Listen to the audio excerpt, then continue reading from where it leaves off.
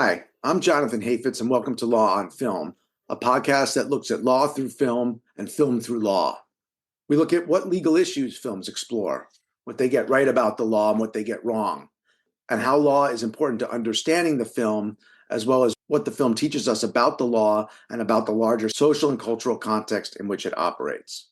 This episode, we look at the Goldman case, Le Procès Goldman, from 2023, a French courtroom drama based on the real-life 1976 trial of Pierre Goldman, a far-left Jewish militant who was accused of multiple armed robberies and 4 murders during a holdup of a pharmacy in Paris. The film, which was directed by Cedric Kahn from a screenplay by Kahn and Nathalie Hertzberg, stars Arieh Worthalter as Goldman and Arthur Harari as his lead lawyer, George Kiejiman. It's not only a gripping account of this celebrated trial, but the movie also explores larger themes around individual and collective responsibility, the way courtrooms can become the battleground for contested narratives about the past, and the swirling forces of race, class, religion in 1970s France. Joining me to talk about the Goldman case is Fred Davis, an internationally acclaimed trial attorney, expert on French criminal law and procedure, and lecturer at Columbia Law School, where he teaches about how to examine comparative criminal procedure through film. Fred, it's great to welcome you back on Law and Film to talk about the Goldman case. Well, it's a pleasure to be here. I can't tell you how much I enjoyed this movie. You and I have talked about a few French movies before, notably Anatomy of a Fall, which got an Oscar last year, and then earlier a film in English called Courted. And of the various French films that have come out in the last few years about trials, this is in some ways the best. I mean, it just really recaptured the crackle of an actual trial in France. I've watched it now 3 times, thanks to your sending me the link to it, and just enjoyed it every time.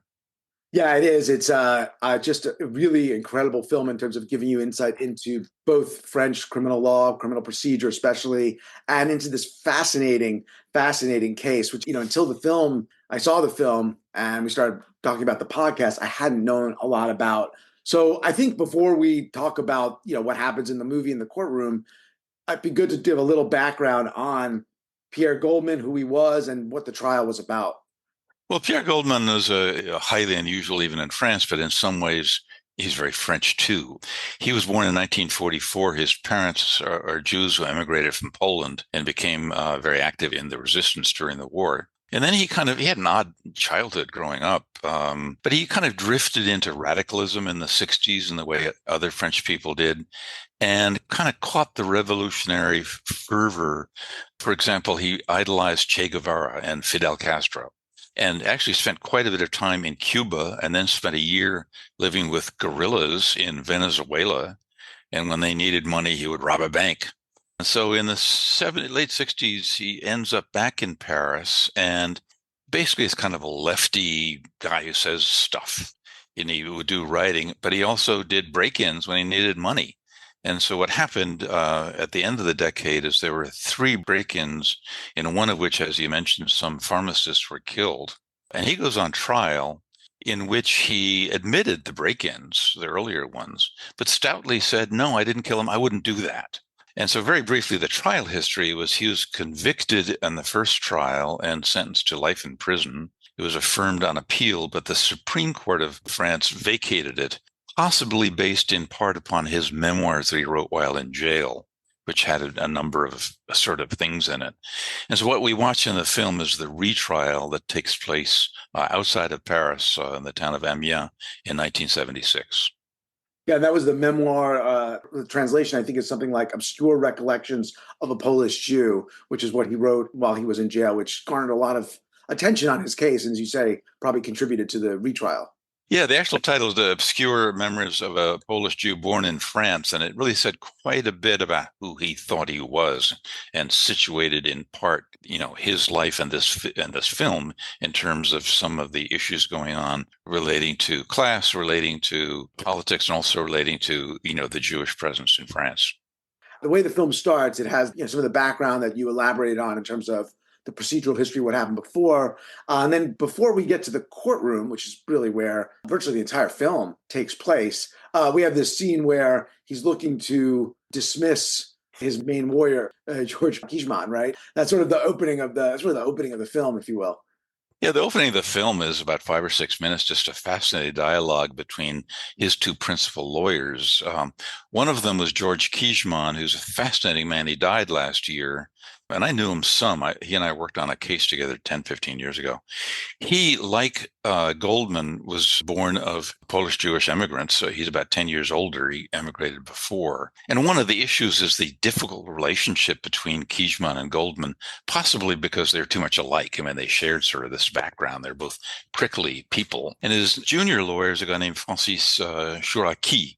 And the opening scene that you're referring to is a dialogue between the two of them when Goldman had written a letter to Kiejiman firing him. Chouraqui is still alive. His daughter, Sarah Chouraqui, is a very, very prominent French lawyer who, quite spectacularly, is now a senior prosecutor in England. But these were prominent lawyers. Kiejiman went on to have an extraordinary career. He was one of the great lawyers in France, and he advised presidents and prime ministers. He was very involved in the history of the Shoah and of the Jewish experience during the war. He got involved in some litigations over that.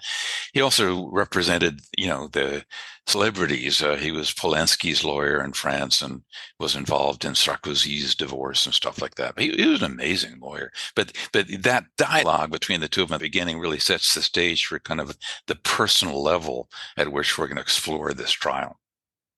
Yeah, you say maybe they're too much alike, and they have differences over the trial strategy, which we can talk about. It does seem like and I'm not sure if that's right, but we're kind of catching Kiejiman at earliest stage of his career. This is a very big case, and as you said, he kind of goes on to these heights in these other very prominent cases.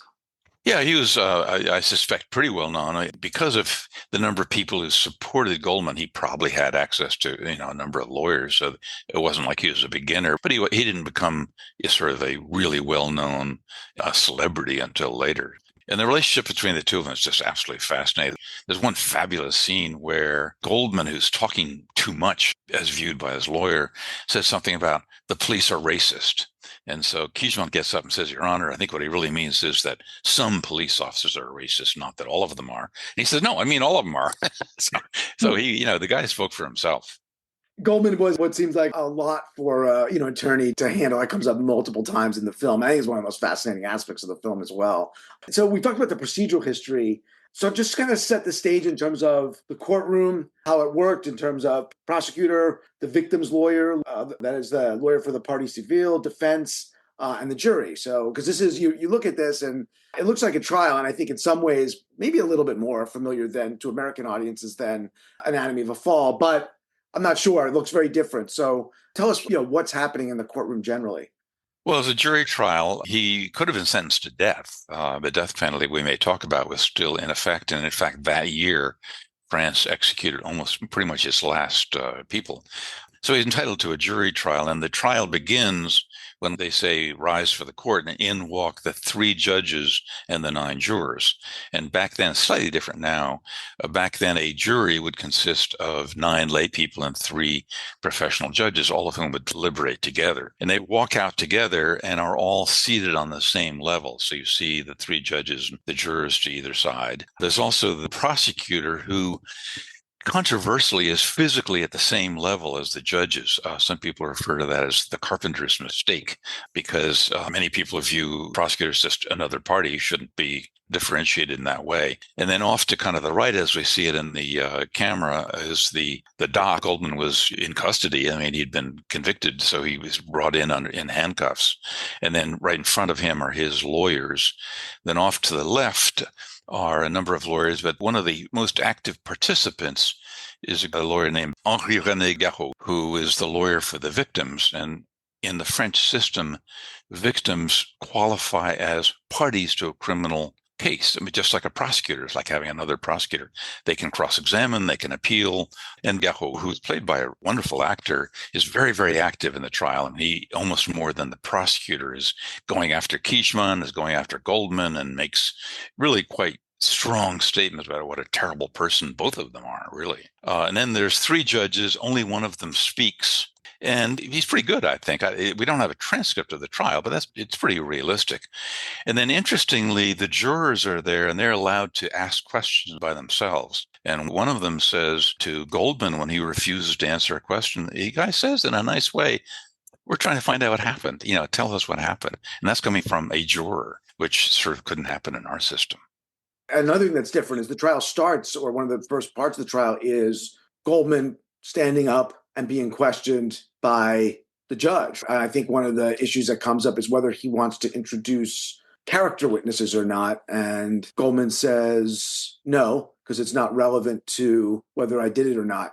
Yeah, the beginning of the trial, we saw this a little bit in other cases in the L'Armine, the Quartet, the movie you and I talked about before. The same thing happened, and it's classic French and different from ours in two ways. One way is at a trial, the accused is expected to say what he or she knows, and it's entirely normal for the judge to turn to the accused sitting there and saying, I want to hear from you. What do you say? Did you do it or not? The other thing that is very important to the French criminal justice system is they treat a criminal trial as being about the person in his or her entirety. So that what this case trial began with, and is often the case, is they'll turn to the accused and say, tell me about yourself. And then what happened here is the judge read from the record about how he grew up. Now, as a film, that helps you and me because we're learning about Goldman as the judge recites it. But that's classic French, namely, we want to know who this person is in order to judge him or her.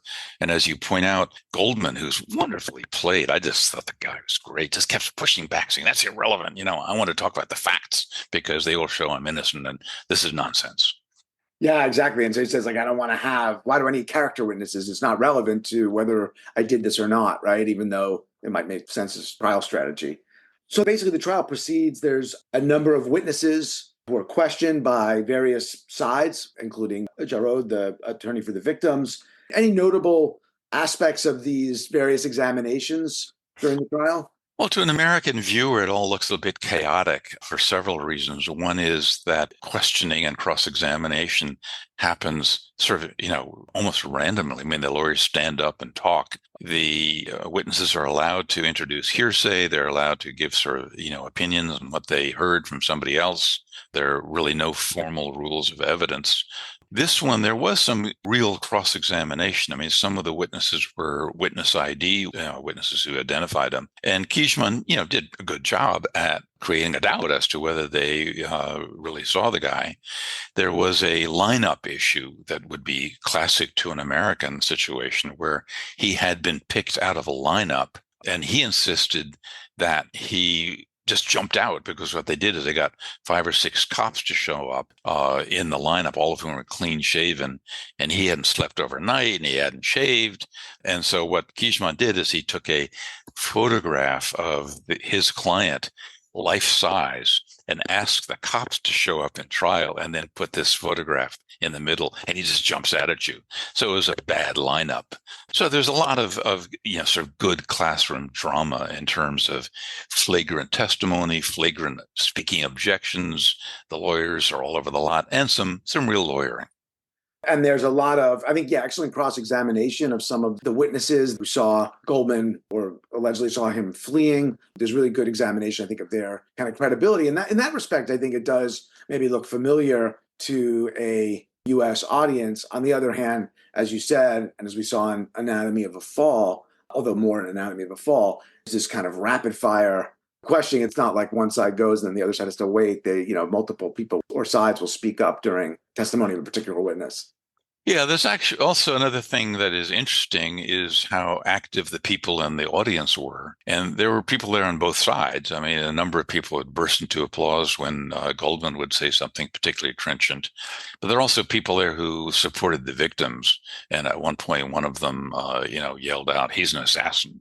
And then at one point, a police officer who's in the back, he's not sort of a witness, he hasn't been sworn in, just stands up and says what he says is false. I mean, so here he is in the audience testifying in a sense as a cop. And then it goes back and forth saying, you're a liar, you're a liar. I mean, it is kind of out of control by American standards.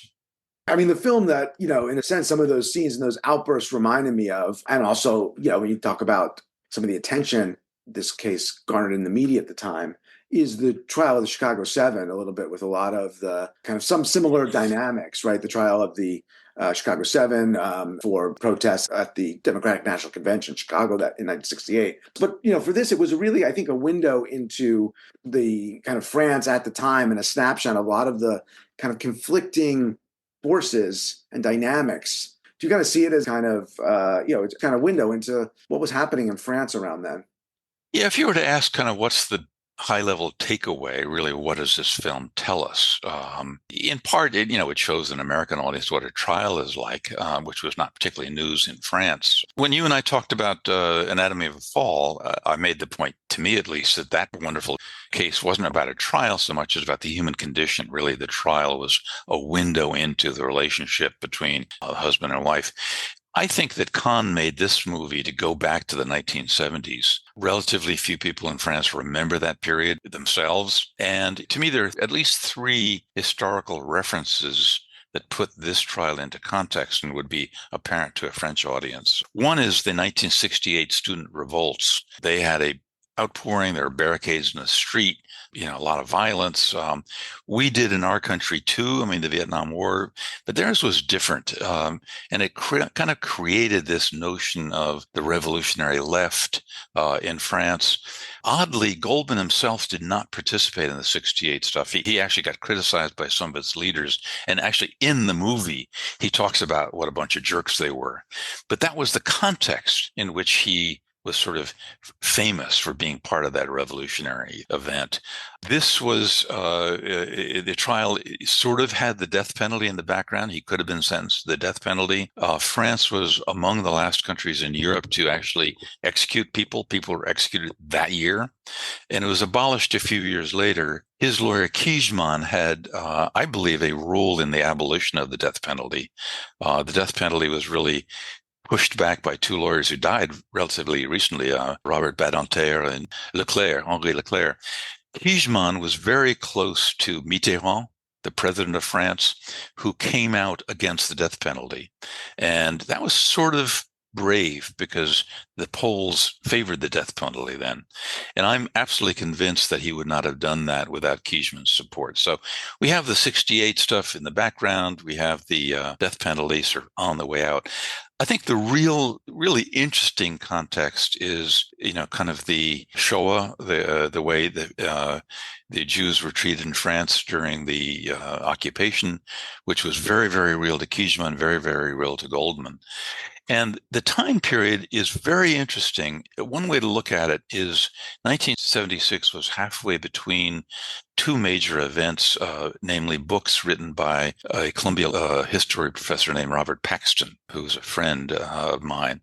And he is credited in France to this day with opening the way France looked at its history during the war, and in particular, the history of Jews during the war. In 1971 or 72, that is shortly before this trial, he wrote his first big book, which is a political history of Vichy, which basically pointed out that the Vichy regime was more French than the French really liked to think. The French tried to pass it off as basically puppets for the Germans and not really French. And he pointed out the French really invested in Vichy, and the Vichy government had a bigger impact on French society than people liked. And that was sort of an uneasy thing for the left and the right in France during the 70s. So that was kind of part of the background discussion. And then a few years after this trial, he wrote his most amazing book called Vichy France and the Jews. And what had happened is that when de Gaulle went into France in August of 44, he amazingly successfully created this notion that the past is past. The two or three traitors have all been, shot. We've taken care of them, and everybody is left as kind of we're all happy resistance fighters. And neither he nor the Jewish community made too much about what had happened. And Bob's 1972 book, 82 book on Vichy France and the Jews showed that the anti-Jewish measures were in many ways very, very French. I mean, went beyond in many ways what the Germans insisted on, and led some years later to the president of France, Chirac, many years later, saying publicly, our country committed genocide. The nation of France committed genocide. So here was a prominent Jewish defendant represented by a lawyer who himself came from that background.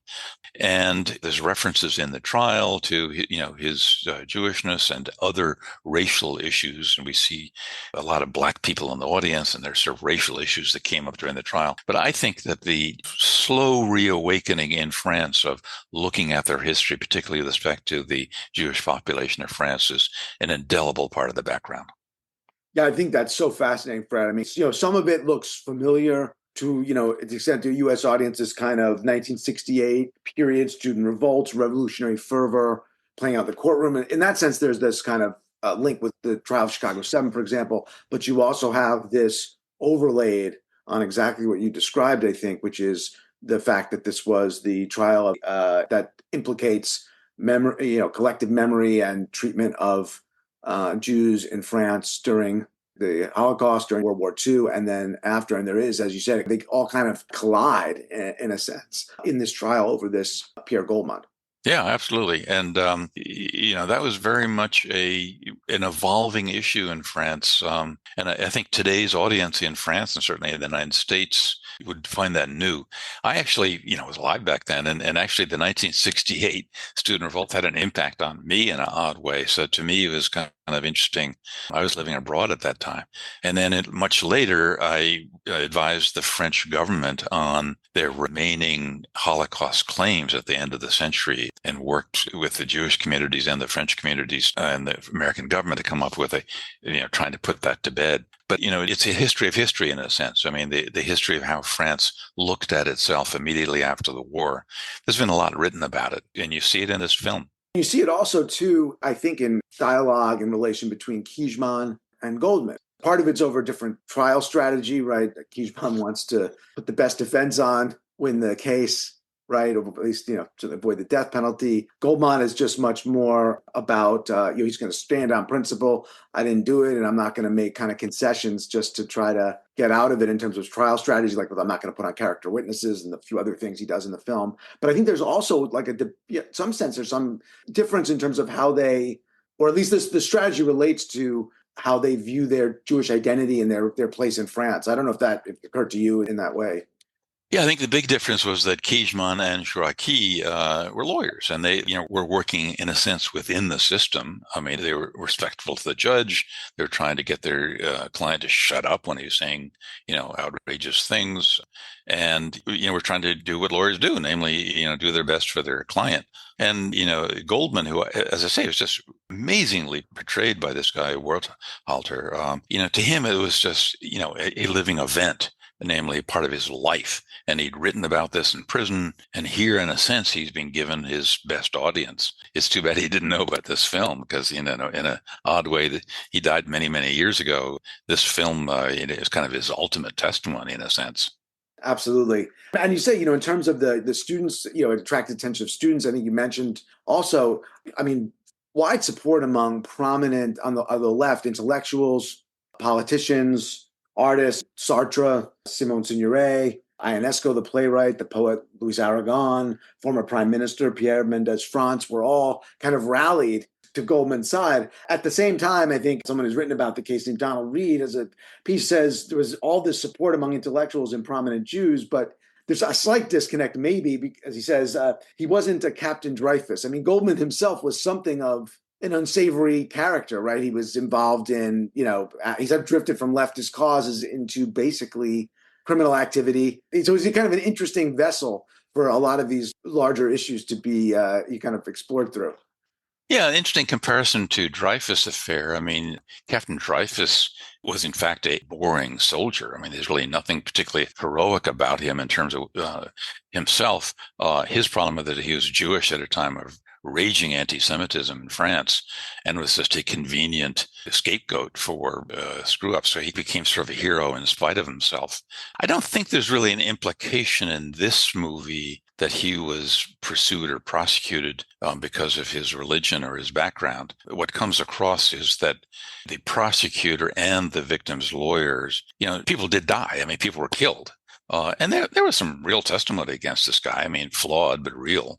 And so I don't think it was a political prosecution in the way that the Dreyfus case was, but it just happened to give this guy kind of the audience that he was desperate to have. Yeah, exactly. It wasn't a political prosecution. These were violent crimes. There were 4 murders. There was certainly some evidence, whether it met the burden, the standard to convict Goldman, given some of the flaws or shortcomings of the evidence, is another question. But yeah, I agree with you. But in a sense, everyone's rallying behind this guy. The left, the student left, the intellectual left are rallying behind this guy who's, certainly committed a bunch of armed robberies and maybe committed these murders. So that's, I think something of the disconnect. These sort of benefits from some of these larger issues, France's history in World War II in collaboration with Germany and Vichy France. Of the people you mentioned, all of them, other than Mendes France, have this kind of addiction to the chic left. We talk about limousine liberals. The French have this notion of the caviar left. And it was kind of cool back then to engage in, among other things, anti-Americanism. This is during the Vietnam War when we looked like, ogres. And, Regis Debray, who's a philosopher, and a bunch of people, looked at Che Guevara, who himself was a murderer, as far as I can tell, but he had this flair to him. Fidel, in a funny way, had his flair. So there was this kind of romantic connection with an old-fashioned left. And there's also the Communist Party.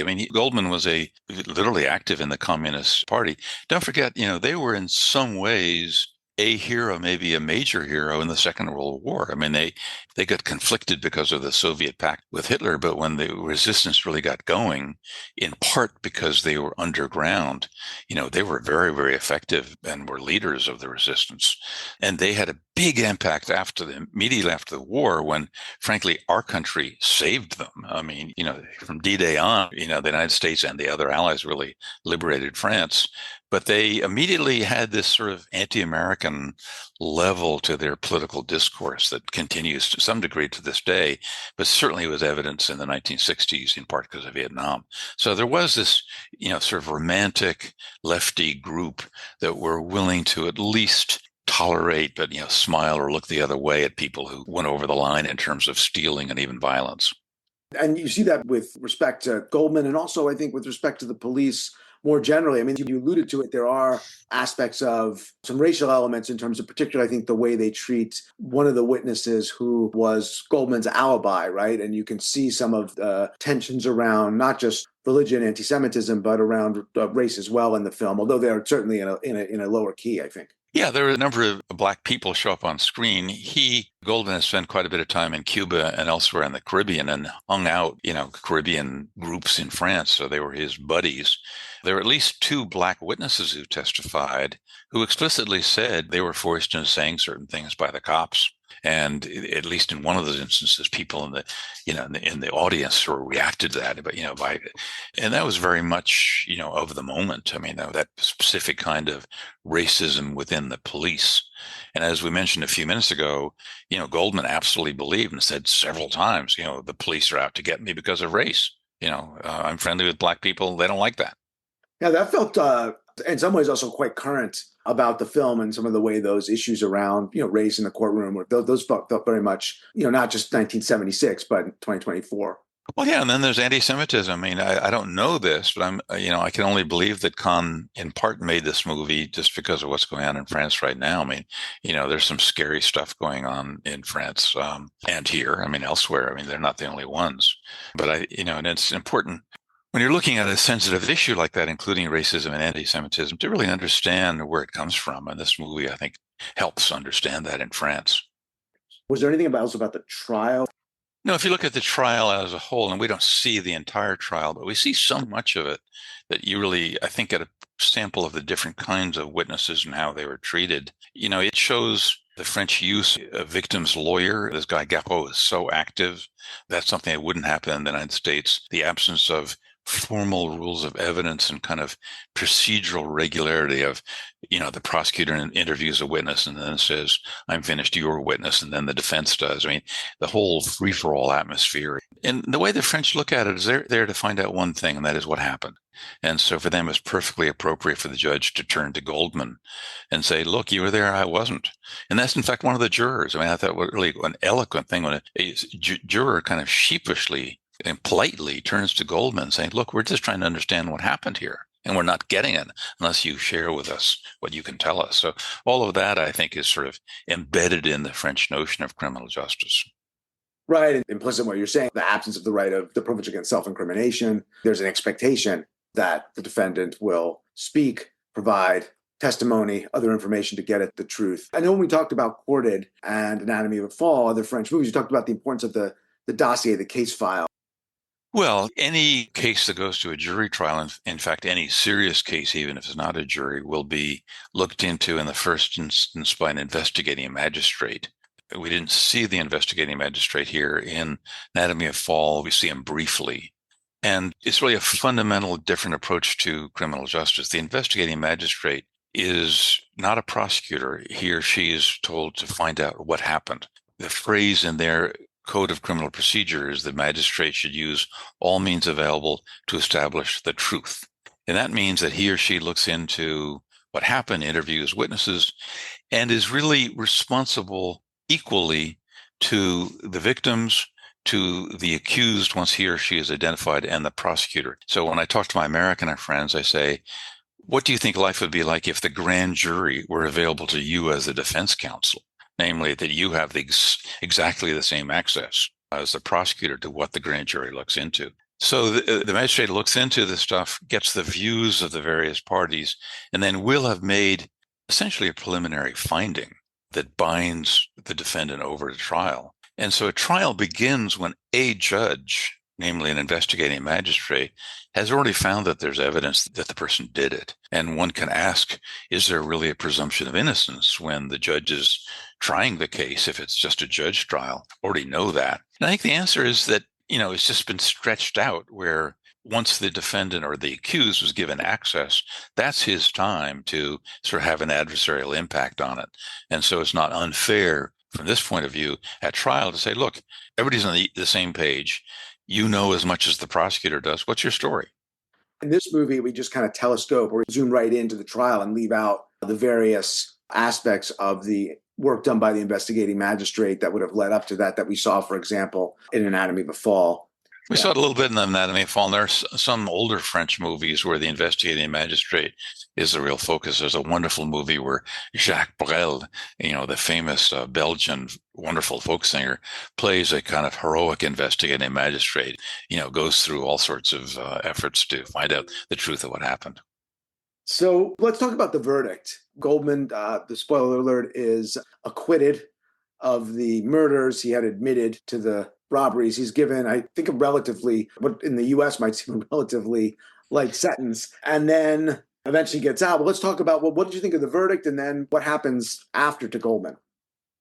Well, this is a jury trial. Their jury trials are really different from ours in that there are 3 judges and 9 jurors, as we mentioned, and they all deliberate together. And so there would have been 12 of them, the 3 judges and the 9 lay people around a table. Every American who I mentioned that said, how can you possibly have a judge sitting there in the jury room? But one way to look at it is that the judges convey what the law is, not by an hour or 2 hour long set of instructions that you and I are familiar with. The judge reads at great length, a lot of stuff that's heavily edited and looked at, but at arm's length.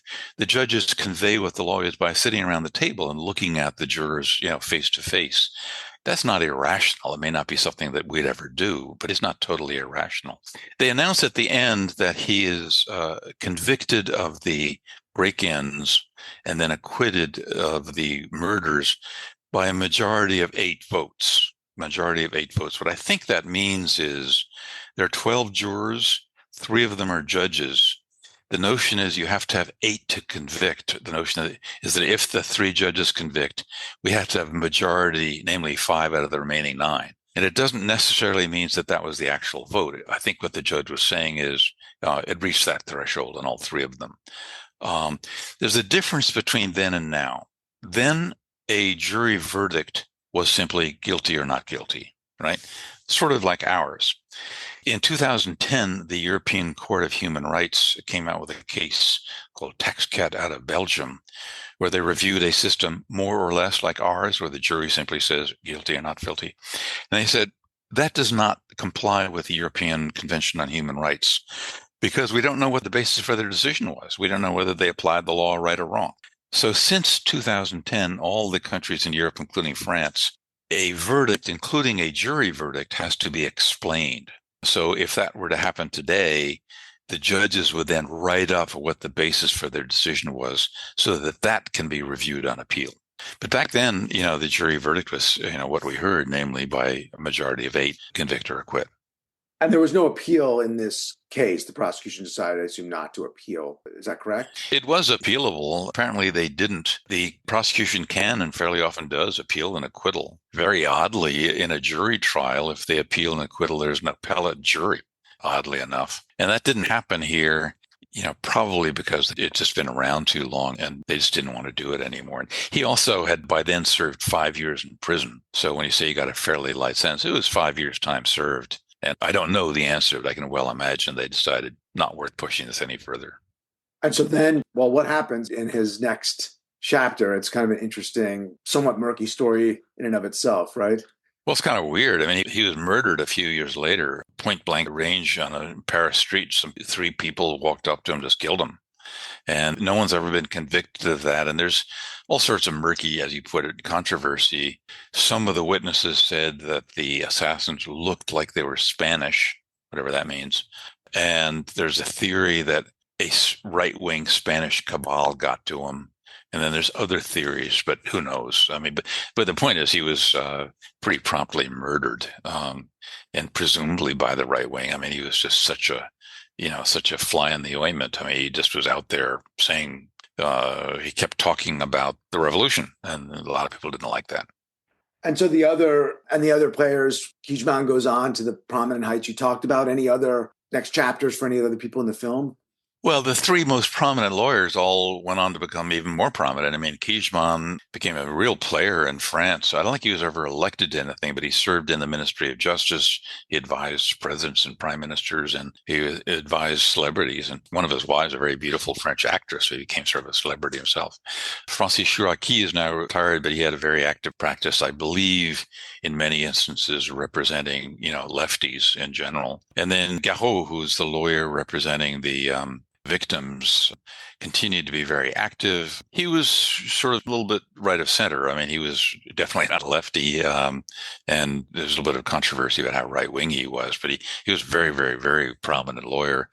The others, I don't know what happened. I mean, one never knows about judges in France. I mean, there's not a single French judge of whom any biography has really been written. I mean, they're all trained to be anonymous compared to ours. So what happened to the judge, I don't know. What was the public reaction to the verdict? Don't really know. I've looked a little bit. It was vividly followed. I mean, you and I remember O.J. Simpson. We were all on the edge of our seats. And when that verdict came down, and the O.J. Simpson case, created a lot of controversy about justice. We looked at what happened. And, that happened in France. I can't remember any particular prominent person talking about it. And today, how is the film kind of reverberating in France? Is it sort of attracting kind of attention about, this past, this case, and the history that is embedded in it?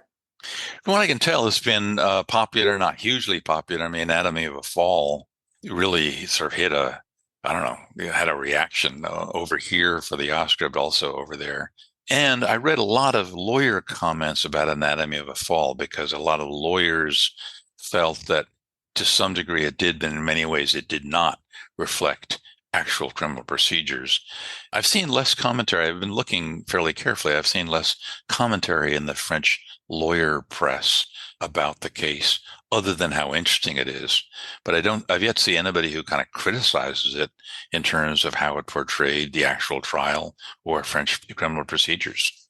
Yeah, it really does, I think, an amazing job telling the history and the procedure. And it's fascinating, like we were talking about. You have Anatomy of the Fall, which was celebrated, Academy Award winning, very popular. Saint-Omer, another French movie, critically acclaimed from a few years before, looking at a French trial involving the death of a young child. It seems like there's a uptick in French courtroom dramas and suggesting that, you can make not only very good, but very entertaining movies about the civil inquisitorial system. Yeah, I mean, there's a history to that in many countries, and you and I have talked about some of the others, but there's a history going way back to some miscarriage of justice trials and others in France.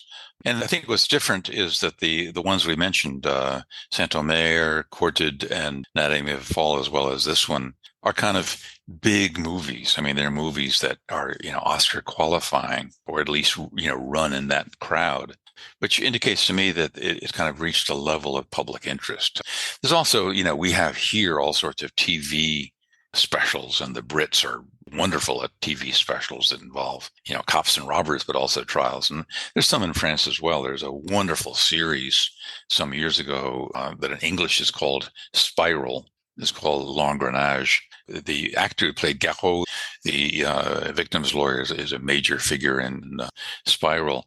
But it shows the life of the police, the prosecutors, the defense counsel, the politicians, and the court in a way that just really brings it to life. And that was mesmerizing to me, but also a French audience. So, look, there is a commonality. We're all interested in our trials. Trials reveal something about ourselves than about our culture. And I think this is one of the really better examples of that out of France. Brett, was there anything else you wanted to touch on that we hadn't?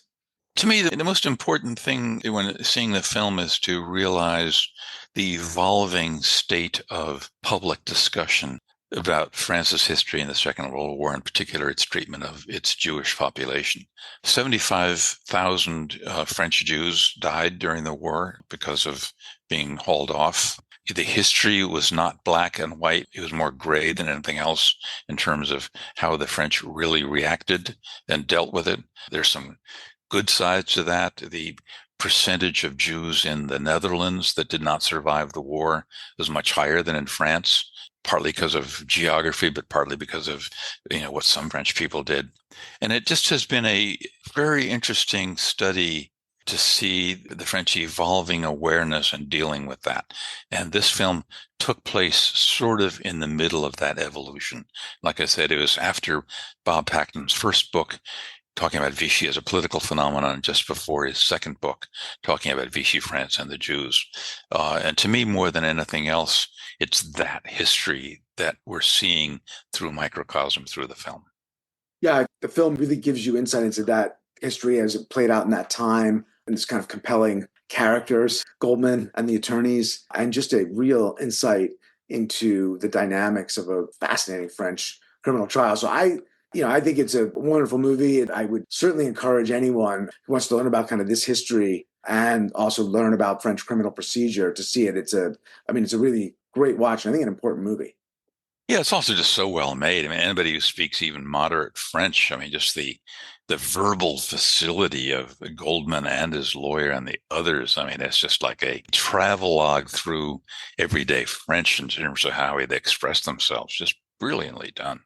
And the performances too. I think Arieh Worthalter as Goldman, Arthur Harari as Kiejiman are just, and everyone else in the cast as well, but are just really terrific. Yeah, and the wide range of them. I mean, Kiejiman, Goldman, Chouraqui, and Garot are all fairly prominent roles. This is the accused and the various lawyers involved, but there were some short witnesses, two of whom were people of color who, spoke from that perspective of what they perceived life to be like. The cops, I've dealt a lot with French cops, and it just kind of captured what it's like to sort of, be a French cop or to be a French witness of color hauled into a trial like this. I mean, captured all these little vignettes. And I thought the acting done by actors who I never heard of, many of whom don't even have Wikipedia links, was just brilliant, just brilliant. Well, Fred, it's been great to have you on to talk about the Goldman case, which I think we both admire greatly as a film, and to have you back just to talk about French criminal law, criminal procedure, French history, and French cinema as well. Yeah, if I can make a short pitch for the world I'm kind of living in, I teach a course, as you mentioned, at Columbia on comparative criminal justice. And more than anything else, I believe that lawyers out there, I mean, people you and I know, Jonathan, it's worth realizing that what we passionately believe is our system of justice in all its magnificence, our jury trials, our adversarial system, our fearless prosecutors, our fearless defense counsel. Many of the principles that we find to be normal is viewed by the rest of the world as kind of abnormal and kind of wrong in many ways. The power that a prosecutor has in our country is something that is not the case in France and much of Europe. So I'm really encouraging everyone to look at this film and others around the world. This is part of what you're doing, Jonathan, which I think is really terrific. In part, just to look at how the rest of the world looks at our criminal justice system. And the different ways that different countries approach these same questions. Not saying one's better, one's worse, but different and valuable, in their own right. And so I think that comes across in this movie. Yeah, it does very much so. Well, Fred, thanks again for coming on. Always great to have you.